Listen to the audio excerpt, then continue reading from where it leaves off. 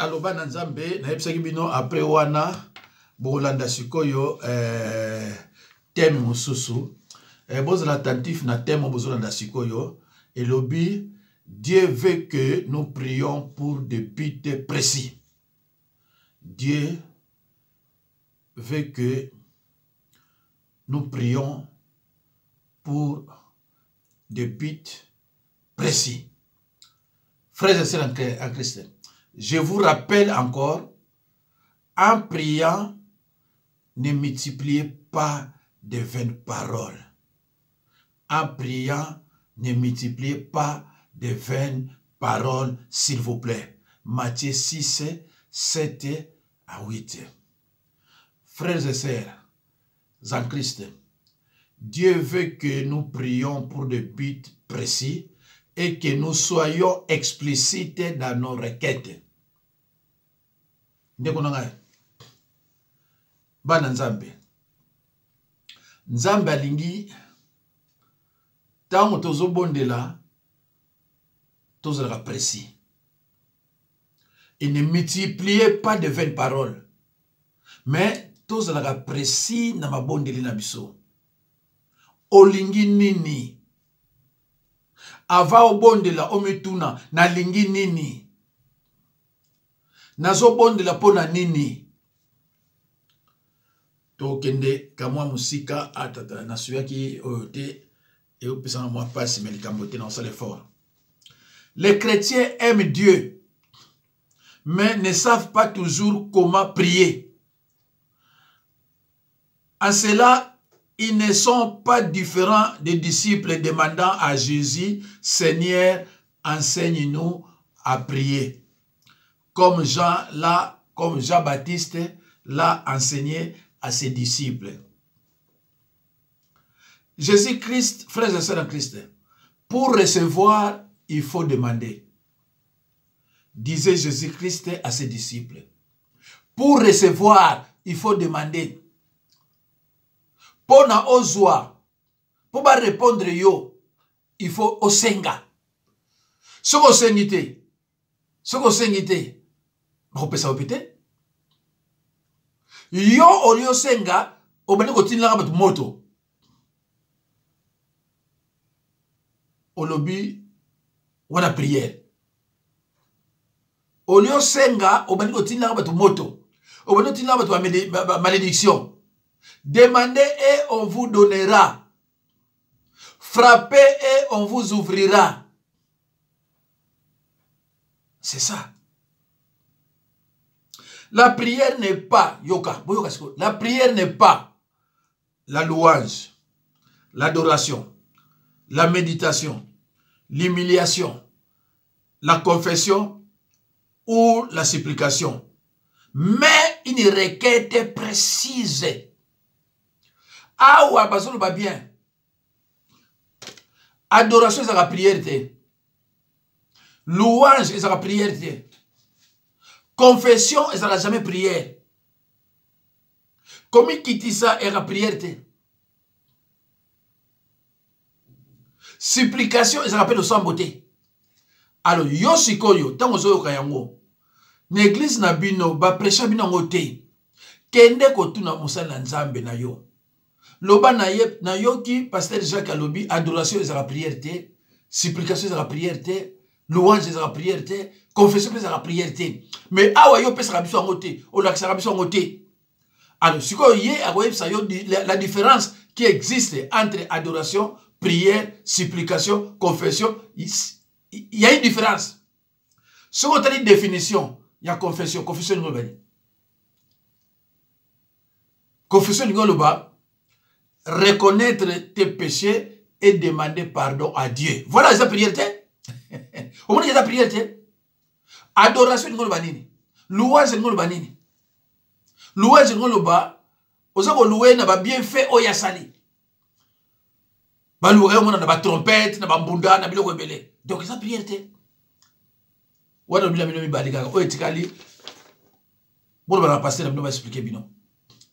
Prier, prier, c'est demander. Point. Et c'est lui. Tant que vous priez, senga bakopesa. Mais la prière elle demande au kokotaka supplication. Pour ne pas si ozo mona zo umela. Ozo na nzambe. Ayokayo. Alors Satan soka yebi ozo sambela, kombe ko ya makasi, mais soka nango prière no koleka. Et puis nzambe exaucé. Mais ce qui yo mona ka changement c'est-à-dire prière no suka kanango. Tala, avant le cas, pas nzambe et betia ezongi. Au bon de la capacité belle rien. Ngamona ba tebele ba pananga. Si quand on reprendre matin ya mardi, jeudi, dimanche. Au bayaka, au mona na ibo samela. Ibo samela samela. Tant on somona yo ki maonga bien nzambe c'est za mamingi. Allez, to bandiri ba matin ya. Azo ka ba nyane ba samela ka. Parce que à ce qu'on déborde dans le carré. C'est derrière mi-temps, tu as vraiment un problème, il y a Moutou. C'est là qu'il n'a pas prié la haine. Heureusement, bon, à quel musique canabiso, bananza basepeli. Tant que tu as sambela, il faut que tu oyo azo sambela. Ozo demander, mais pas tout ça, tu n'as pas papa, oyo azo sambela, azo papa a battu, azo s'adresser dans Nzambe. Regarde-moi ça. Prière na yo faut adresser dans Nzambe au nom de Jésus-Christ. Ce que vous demanderez à Dieu, il vous le donnera à mon nom. Jésus-Christ a dit quoi?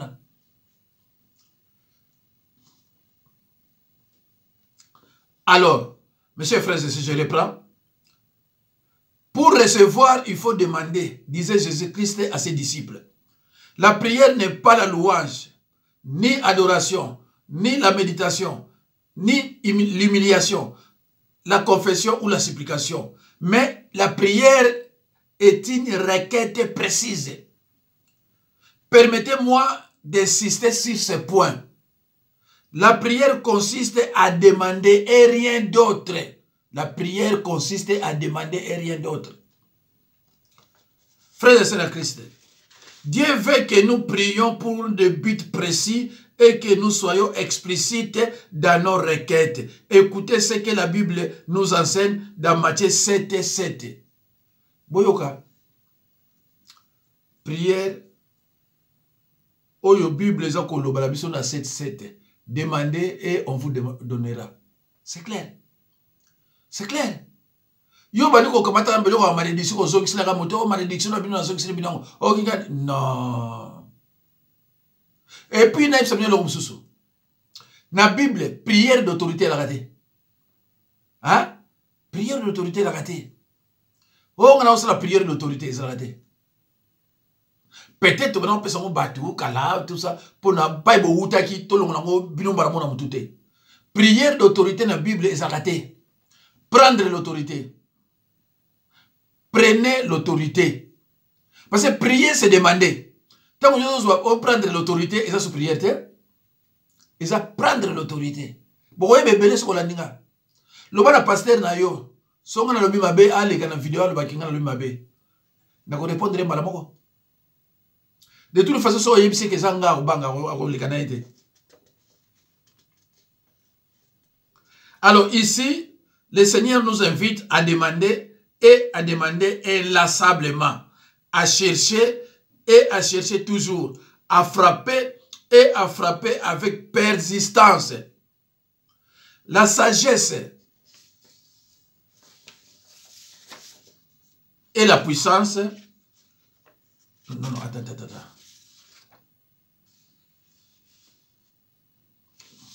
Mes chers frères et sœurs dans le Seigneur, quand une femme se présente chez l'épicier, il ne lui commande pas un plein panier de marchandises quelconque, mais elle spécifie la quantité et la nature des articles qu'elle désire. Si donc nous sommes précis et définis dans nos demandes pour ce qui touche aux choses ici-bas, pourquoi ne les serions pas également dans les domaines si importants de la prière? Tant que maman qui pas ya soit bandibu, soit na magasin, soit kosomba biloko. Soka ke alobaka pesanga tomate. il précise, hein. Il pesa la tomate. Pesa la ndembi. Pesa la matungulu. Asa ko préciser, l'andaka so pesa ko so biloko. A préciser ka, alors bakati ke bo pesa nga biloko nyonso na moni te. Alors baka pesa nga tomate. Omona tuni mungwa pe ali pesa nga mungwa. Alors yo sikoyo tango zo bondi la pourquoi zo préciser te.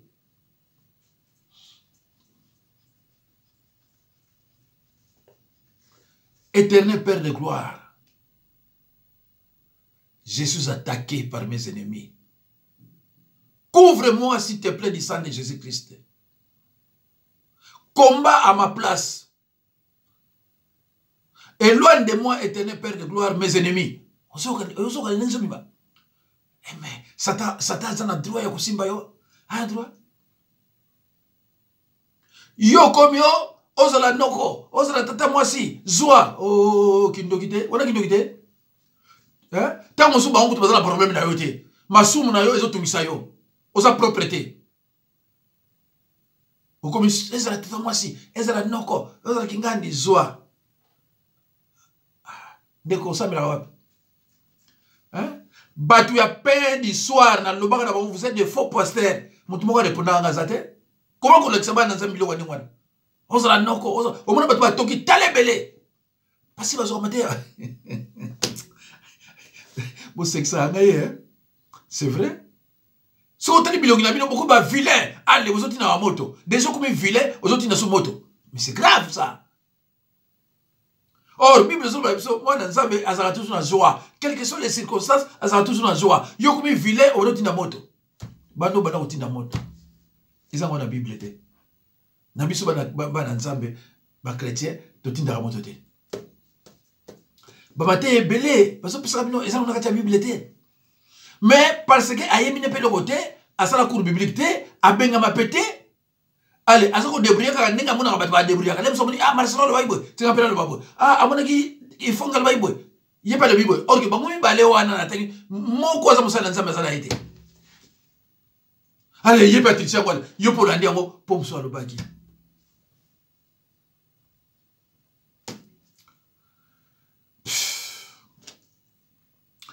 Alors, frères et sœurs de Christ, la prière modèle qui nous a été enseignée par le Seigneur Jésus-Christ est certainement une prière précise. Les chrétiens doivent prier ainsi pour sa nourriture. Donne-nous aujourd'hui notre pain quotidien. Yoka, précision. Hein? Donne-nous aujourd'hui notre pain quotidien, c'est-à-dire notre nourriture journalière, corporelle et spirituelle. Il a expliqué moi. A précisé. Yo bado kono samna makamungo zanga tina oyo kuto zanga na tina mungo to zokotsa una prière na yo. Oh là là. Ema mingi eh. Yano mona bando banda ko bondela. Nzambe ko yote. Satan pe boka ngwa ibitina za tina na yote. Parce que ko bondela te. Est-ce que l'église yo kende bala sa ko bondela? Mais ozela nini po yo ko landa ba enseignement na pas pasteur chaque dina bande. Bien que na garda ko batunyo sote. Et le niyo zela. Baninga no za aba kuma libre. Yo zela ni yo kuma libre.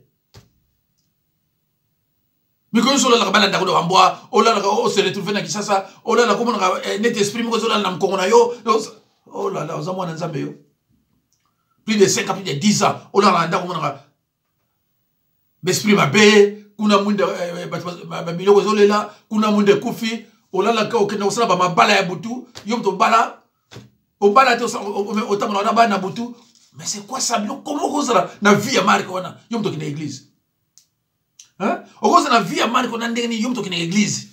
Vous avez les policiers, vous avez les zamba, vous avez les nyoka, vous avez les mariage, vous avez les McDonald's, vous avez la sexualité, vous avez les mari de nuit, les femme de nuit. Vous avez l'église. Mais pourquoi vous avez l'église? Mais vous avez l'église, pourquoi? Ah, Nzambe.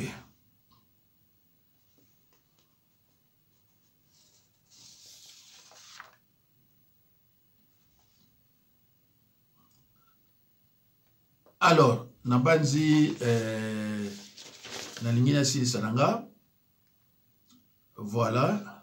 Alors, mes chers amis, mes chers frères et sœurs, ainsi, Yoka, ainsi, tout en Psaume 68, 18, précise que celui qui prie ne doit pas abriter dans son cœur un péché non confessé.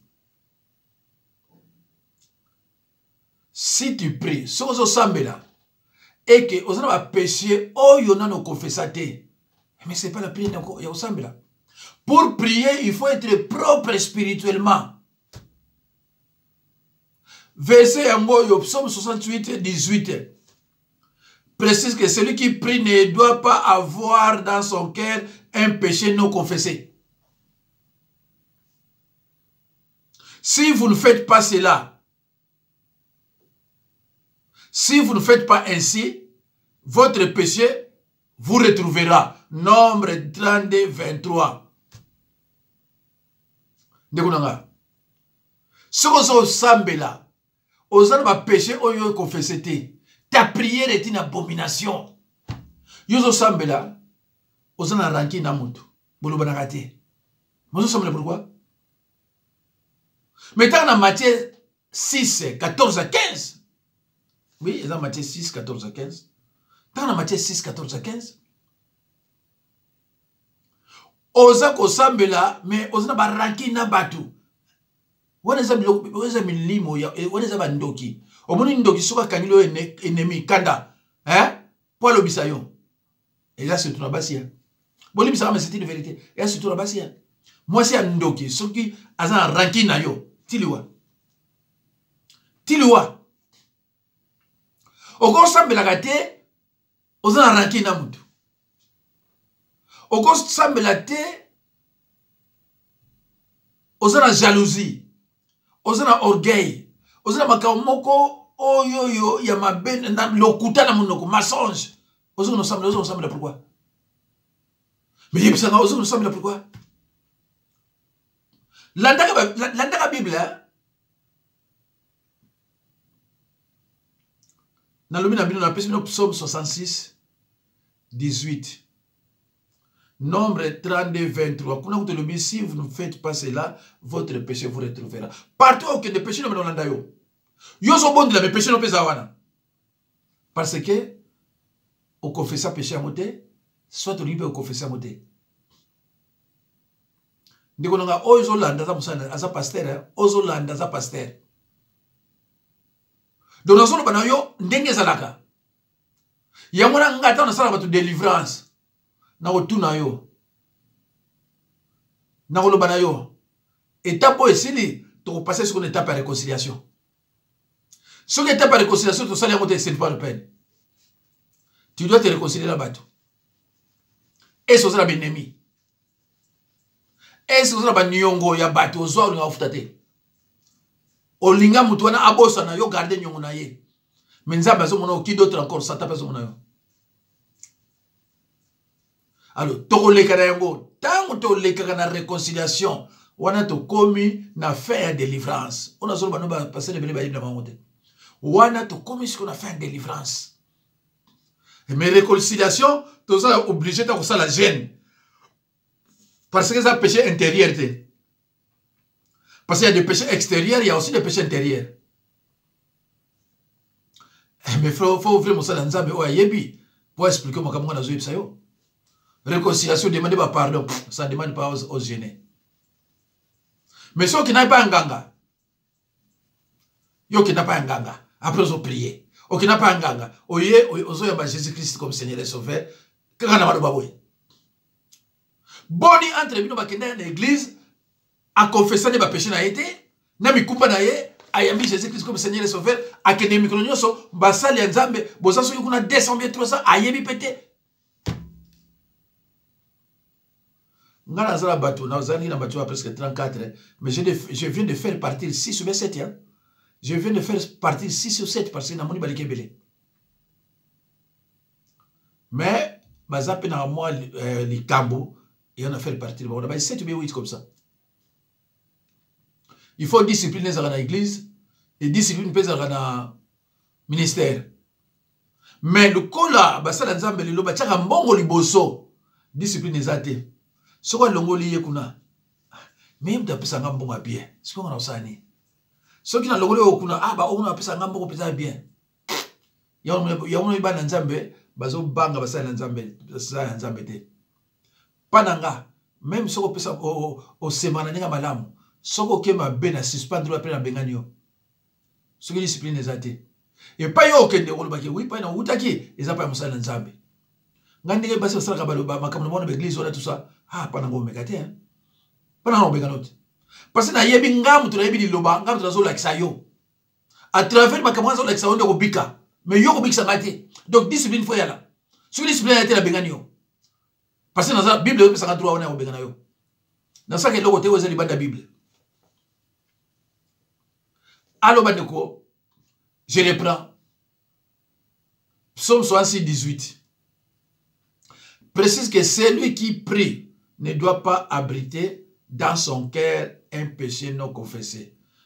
Bato ba yebinga na ba pas ma pe Bible ngala na français ezaka place moko. Yana lobi après wana otangi sikoyo na nombre 32 23. Péché ezali konkité. Péché ezali ti sonzo. Sonzo elongwaka, péché pe elongwaka.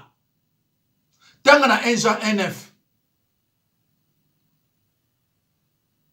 Péché pe longwaka. Alors ndeko nangai. Péché pe longwaka. Mais yo siko yo opriaka na ba mikumbe belé. Oza sumi na 10 personnes olobisaka te. Na munoko na yo ka mensonge. Na munoko na yo ka bakalo moniko tonga ka batu.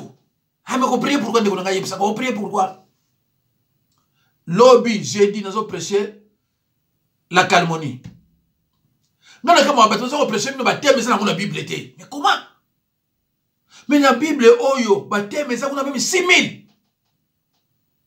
Mais on a monté au prêcher, yo, makamanda kwa batu.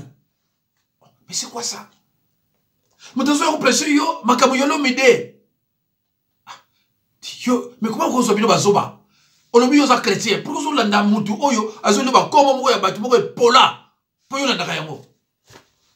Mais quand je prêche la calmonie, au moins on a un verset biblique. Au moins on peut ça kuna.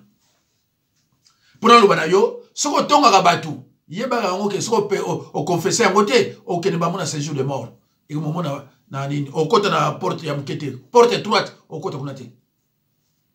Ndeko soko za na mutu, ndeko na olinga ke mingi te, kamera no linga ke mingi. Lobana ye akota na chaîne nga, azo ka ba mateya alandaka. Et qu'on change même à bengaïté. Alors, si vous avez un nombre 32, 23, tanga 2 Chroniques 7, 14. Et le bitou. 2 Chroniques 7, 14. Si vous avez un psaume 31. Mes chers frères et sœurs dans le Seigneur, les chrétiens doivent prier avec foi. Jacques 1, 5 à 8. Les chrétiens doivent prier avec foi. Jacques 1, 5 à 8. Et se conformer à la volonté de Dieu. Et que ta prière doit être en accord avec la parole de Dieu. Il y a un sens de délivrance. La paix, ça va être prière. Sambela oyo. Alors, mosala nzambe oya yebi loko te, oya yebi sabino ke.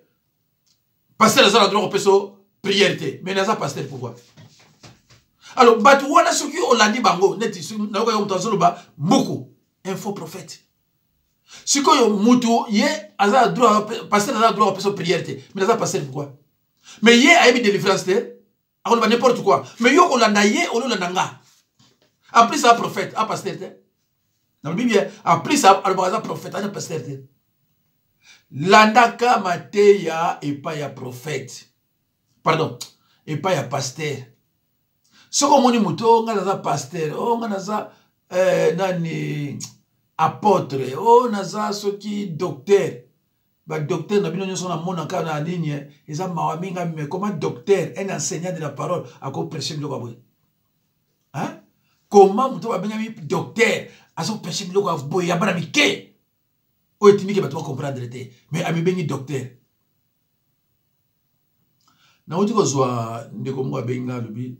Pasteur na oya po délivrer nga tu no samela wa. On a samela pas docteur na biso mais docteur na biso sala na e ba délivrance te. Tu te rends compte du bloc bon. Docteur azali kolo ya pasteur mais à lobby asala ba délivrance te parce que ibini ngote. Mais azui comme un docteur, on a le diacre. On a le bazar diacre a préféré aloba aza pasteur. Pasteur nyonso asa la délivrance. Pasteur nyonso. So dans l'église là non.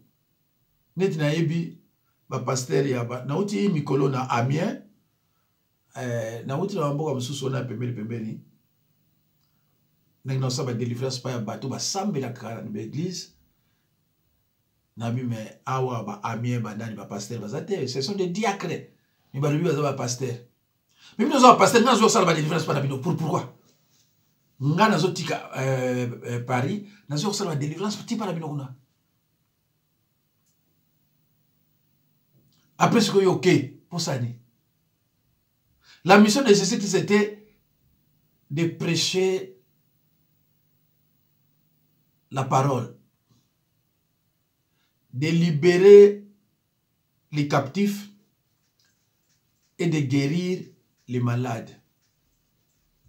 Yangwana ezala basala nzambe nyonso. O ba ben pasteur mission na ye yangwana. O te ba pesa nga ya mukete. Oh, bado ba pesi musu donc non, pasteur musala yangwana. Tant on prêcher afandi albi oui, on va prêcher à pasteur. Qu'on libère les captifs, c'est-à-dire la délivrance. Et puis guérir les malades. Il y a une différence, une nette différence entre délivrance et guérison. Et c'est différent. Et tant que vous êtes délivré, il faut expliquer yango. Délivrance c'est yango yo, guérison c'est yango. Mais et ça passe pour mon amour, ça besoin de temps. Mais bah yébité. Et puis les bah monter. N'était pas tout le monde qu'on a bah walé ça. Mais ma comment je peux bah y va monter. Mais t'as la bateau, on va se l'entendre d'abord. T'as la bateau. Ah, eh ma ouais bah des colonnes. Alors, les chrétiens doivent prier avec foi. Jacques 1, 5 à 8. Et se conformer à la volonté de Dieu. 1 Jean 5, 14. Il doit prier avec insistance. Luc 18, 1 à 8. Et avec sincérité. Hébreux 10, 22a. Approchons-nous avec un cœur sincère. Dans la plénitude de la foi. Le cœur purifié d'une mauvaise conscience. Et le corps lavé d'une eau pure. Il y a dans 3 minutes. Mes chers frères et sœurs, écoutez cette prière et supplication de Daniel 9, 17 à 19. 17. Maintenant donc, ô notre Dieu, écoute la prière et les supplications de ton serviteur. Et pour l'amour du Seigneur, fais briller ta face sur son sanctuaire dévasté. 18. Mon Dieu, prête l'oreille et écoute. Ouvre les yeux et regarde nos ruines. Regarde la ville sur laquelle ton nom est invoqué. Car ce n'est pas à cause de notre justice que nous te présentons nos supplications. C'est à cause de tes grandes compassions. 19. Seigneur, écoute Seigneur. Pardonne, Seigneur. Sois attentif, agis et ne tarde pas. Par amour pour toi, ô mon Dieu. Car ton nom est invoqué sur ta ville et sur ton peuple. Ndeko. Ozo mona ba précision ali awa. Ba précision ali awa. Ozo kango. Précis, hein? Azoko bimani banda tazo déborder tellement kwa banda. Oh, natini mutu malédiction. Oh, natini mutu moto. Non, non, non, non, non. Biloko les até. Soso loba biloko na prière na yo okoti si péché. Nani ozala kuna te? Nzambe ko exaucer amote. Alors, mes chers frères et sœurs, ne faites surtout pas cette prière de Luc 18, 11 à 12. Bible oyo, ezana biloko mi ke Naina talango RP Koki. Ligue 18.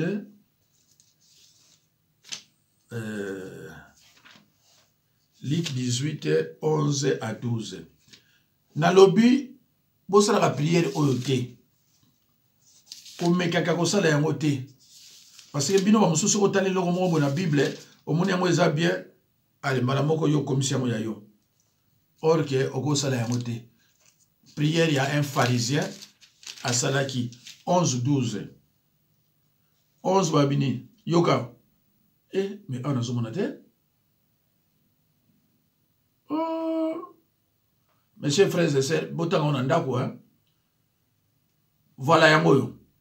Oh Dieu, je te remercie de ce que je ne suis pas comme le reste des hommes qui sont voleurs, mauvais et adultères.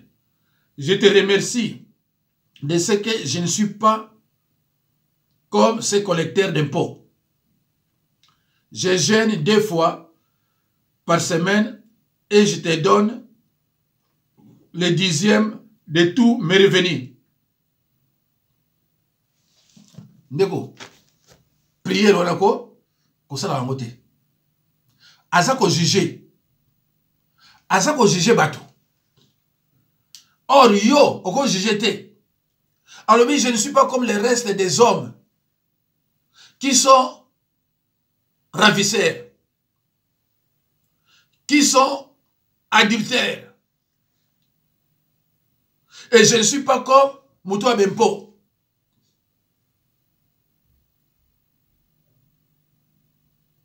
Nasala jeune nanga vendredi samedi et chaque marina vendredi na pesa kabani nangai. Est-ce qu'on est à prière? Botala kabinomo. Est-ce qu'on est à prière? Alors yo moi na nzambe soko landi yango po mona na Bible. Oh baby. Yango na biso pasteur tokozala juger na ndenge buko osakana te. Tango moi na nzambe azo na église, faut olakisa ndenge ko bondela. Na biloko eza na Bible oya kozwa te na oya kozwa. Aye ba kosala ndenge nini contre ba attaque ba menace ndenge bazolanda ye na ba esprit mabe ndenge ya ko se défendre. Le combat spirituel, c'est la bataille que l'on livre à Satan et ses serviteurs par la prière et par l'observance de la parole de Dieu. Zala makas na prière yeba pe liloba. Surtout Matthieu 7 24 à 27 tant qu'on l'a nyonso. Nzamba pambola bino. Natiki Bino et à la prochaine occasion. Au revoir mes frères et sœurs.